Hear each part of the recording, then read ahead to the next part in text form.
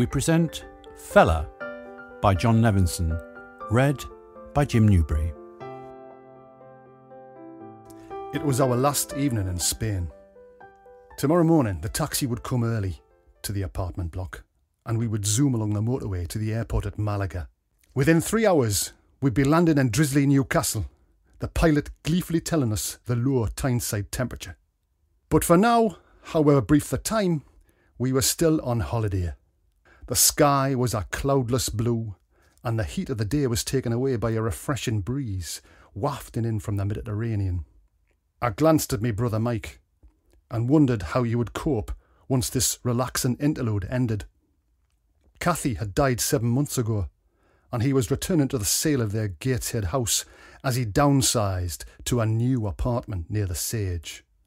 Mike seemed to have recovered from Kathy's death almost too quickly and neatly, as if he desperately wanted to make us all feel relieved that he was getting on successfully with his new life.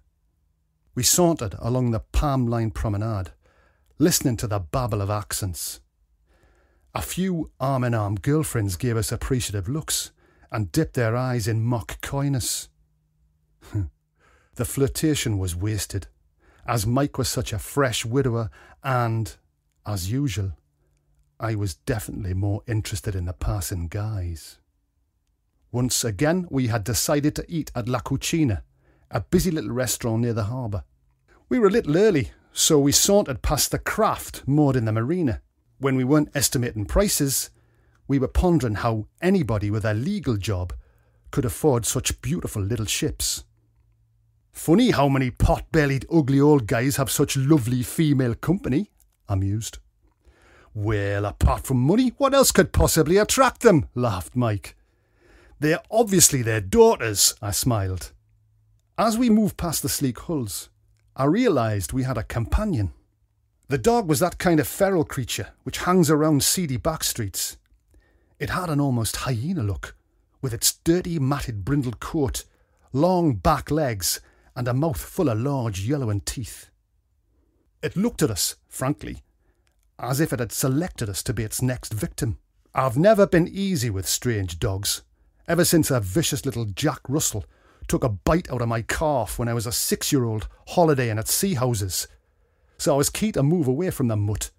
But Mike stupidly said, "Hello, fella," and after that we couldn't shake him off. After 10 minutes we reached La Cucina, and Fella sauntered along behind us as if we had him on an invisible lead.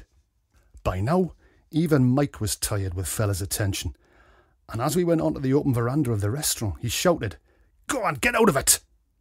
He stamped his foot. The dog barely flinched and stood looking at us in a disturbingly calculated way.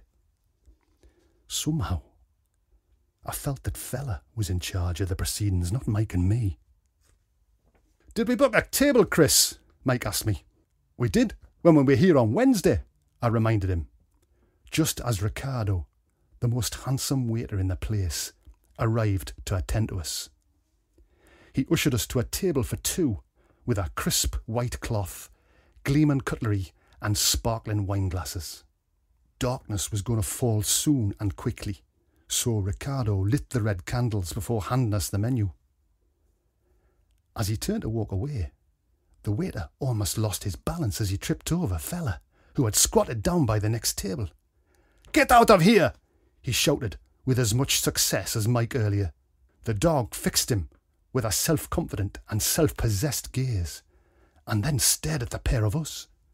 The disconcerting look seemed to dismiss Ricardo and claim ownership of us. "Bugger off!" hissed Mike. "He's your dog?" asked Ricardo incredulously. "No, he followed us here from the marina," I said.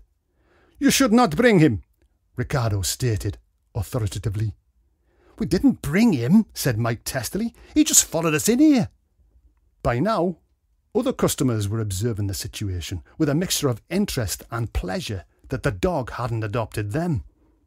The dog looked rougher, wilder, and more intimidating in the civilised milieu of tables, cutlery, and food than it had down by the harbour. Mike stamped his foot again, with no result other than a more baleful look from the dog, which had unpleasant yellow, almost feline eyes. There was a sudden rush of feet, and Ricardo powerfully kicked Fella on its rump.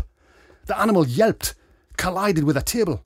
A woman sitting there screamed, and the dog snarled at the waiter, lips drawn back, teeth bared. Until now, I was merely irritated, but now I was starting to feel quite scared. A feral dog. Bites, rabies. Ricardo offered another kick, and the dog leapt into the air and snapped at his leg. All the diners were on their feet now, and it was silent apart from the rumbling guttural growl of the dog and a very far back British voice saying, "Quite disgusting to treat a dog like that. Disgusting." Suddenly, there was a flash of silver as Ricardo's fellow worker Thomas threw a tray of cutlery at the intruder. One of the knives cut the dog's back, and in pain it ran past the tables and off the veranda. A collective cheer from the diners began, but was cut short by the sound of a soft thump and a squeal of brakes. An unearthly cross between a scream and a howl preceded the silence, only broken a minute later by the county voice saying, "Disgusting! Quite disgusting!" The diners shakily returned to the tables.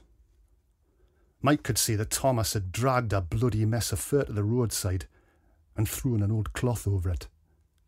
Our appetites wrecked, we shuffled out of La Cucina, and the accusing eyes of the patrons made us feel guilty, as if the dog's death was entirely our fault.